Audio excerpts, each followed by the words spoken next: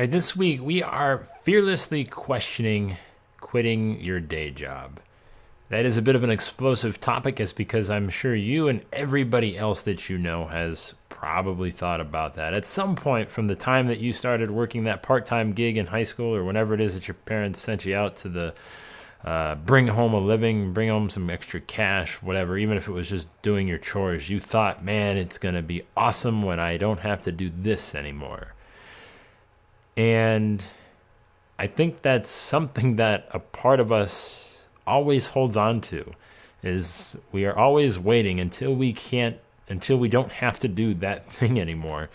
And I don't know if that goes away at any point in time. Maybe if you find the right thing, it's possible. Maybe, there's tons of people out there that have. I mean, I know that I don't necessarily have as many of those thoughts as I did when I was working just kind of random jobs, trying to make it as a musician. Obviously, I was hating life a little bit more then because you were just not enjoying the work that you were doing.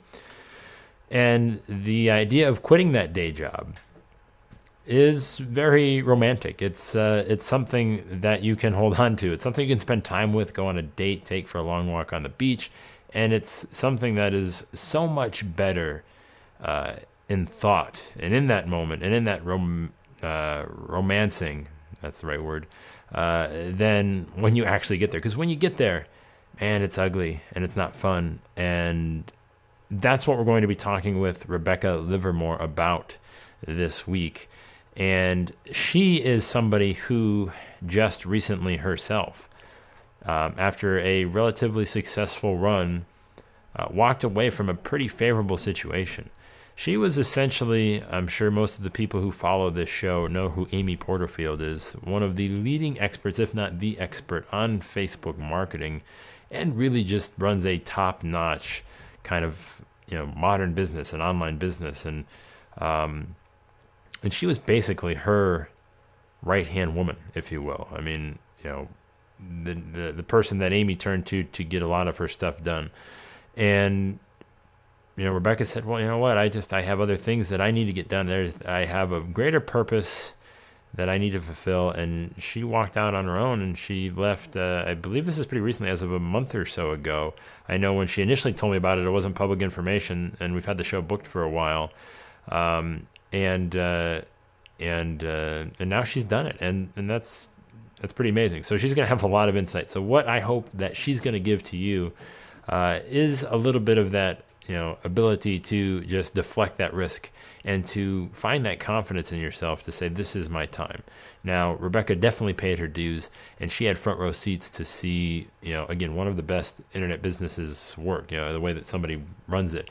So, and the people that were associated with it. So, let's not kid ourselves here and think, oh man, she's just bootstrapping it. Rebecca definitely has the experience and has the the contacts and the know-how and the dedication to pull something like this off. So it's not like it's just a willy-nilly thing. And so we're going to talk about her story. We're going to talk about how it can be applied to you.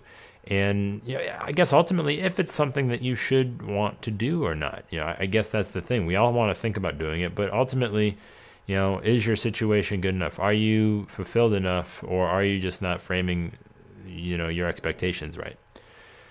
But, kind of what I wanted to, rant about personally from, what I'm getting out of this. Again, I don't have, tons of aspirations myself to quit my day job. I work for my family's insurance agency when I'm not fearlessly questioning. I mean, I guess this is my attempt at, quote unquote, quitting the day job, as it's just an outlet for me to do something outside of what I do, 9 to 5-ish, if you will.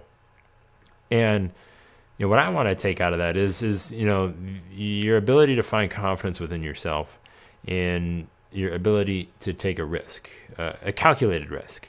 We often, you hear a lot of people who have been in similar situations where they've worked at a day job until they were able to quit and do something else. They do it on the side at night. And you've heard people from James Altucher to Gary Vaynerchuk to Chris Brogan, all of them tell those similar stories to where, they were just hustling on the side. They would go do their thing from 9 to 5. And when it got home, they would, kiss the wife and the dog. And if they had any little ones running around, which makes it even more challenging, they had the confidence in themselves and the discipline and the dedication to actually make it happen. And from a lot of the conversations I have, people just expect that it's going to come right to them. It's just going to fall into their lap and the stars are going to line. And like I said, it's just, like I said in the beginning, it's not like that. It's ugly, and it takes a lot of time, a lot of effort. Just from my little experience, and I would not even put myself anywhere near the same category, stratosphere, whatever you want to say, as the people that we are, talking about. And that's what I hope, you can find in this conversation, is the ability to understand and to figure out how to calculate that risk and find that confidence in whatever it is that you've been hesitating to do. And this comes with a huge disclaimer, because this isn't just to say, hey, all right, tomorrow I'll walk in and say, hey, peace out. I'll see you guys later. It's been fun. I'm going to go do this thing, and I don't need any of you losers anymore. That would probably not be something I would advise you to do. I just want, I guess what I would rant about is that, don't be afraid to start planning that thing well before you're even ready to even act on it. Just if you've got something in the back of your head that might come out at some point, well, start making decisions with that in mind. Start saying, okay, well, I might be doing this here 6 months, a year, 2 years from now, whatever the time frame is. Start thinking about some of the actions that you can or need to be taking in a much more comfortable scenario. Again, building up to the launch of this whole thing, just to share, with you a little story, it started a long time ago. And what came out of that, it started, I would say, probably when our insurance agency, when I came on board with HubSpot. I knew, as I kind of fell down this rabbit hole, as I like to say, of internet marketing, and knowing, I've shared this a little bit in the past, but I started out of college, before I got into the family business, wanting to be a musician. That led me to find creative outlets related to the music industry that would allow me to potentially continue to pursue it and be close to it. And that led to, starting a website that was music based, with reviews and interviews of bands and things like that. And that's what I was doing for a couple years out of college. Obviously, this was 2006, 2007. I had no idea what content marketing was, and I had no idea how to make money from the thing outside of selling advertising, which I was obviously not very good at. And I ended up, joining the family business, and I found a lot of excitement and unexpected. I don't even know what the word is, but it really felt like, I guess this was kind of what I was supposed to do at some point. And then, that again took me away from, that music and that creative and the ability to just have conversations that were in my head, and to talk about things in a way that were a little bit differently than just the straight-laced business atmosphere of insurance. And I don't want anyone to misconstrue that to say that you can't be unprofessional and you can't have these conversations, with it working inside an insurance business. It's just you can't, necessarily do some of those things. And that's where this led me is once I started to have those thoughts that I knew something was going to eventually come out. I didn't know what it was.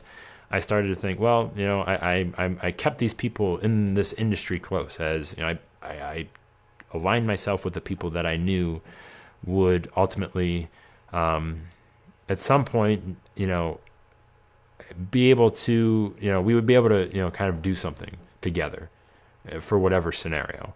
And can you think far enough ahead to map that out and see what it looks like? Because if not, you're going to make things a lot harder for yourself than they would otherwise be. And I don't want that.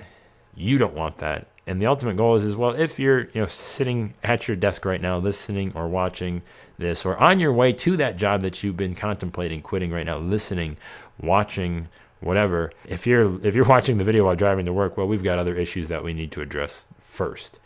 But start now. Start today. Start knowing that you don't know what it might be at the end of the road, but you know that there's something there, and you want to be ready to move if, when, whatever it is presents itself. And that's the best advice that I can give to you. So, don't think that you are just that person that has to be, a guy that works for somebody for the rest of your life, or don't think that you don't have what it takes, your confidence, your ability, whatever. It doesn't matter.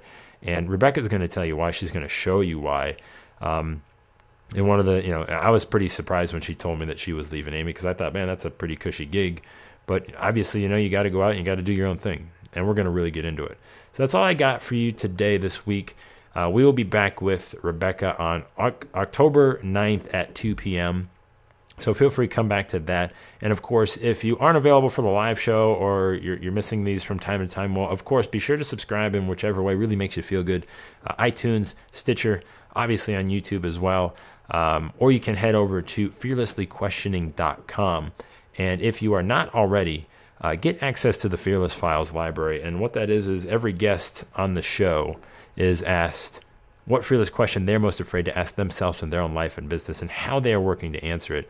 And those are all accumulated in one library where, honestly, they're, about 3 to 5 minutes in length each video. And you just go down every single guest that we've had on the show. They're giving you the absolute tip of the sword, the absolute most fearful thing that is going to drive them forward to the next level of change that they're expecting or chasing in their own businesses and or life.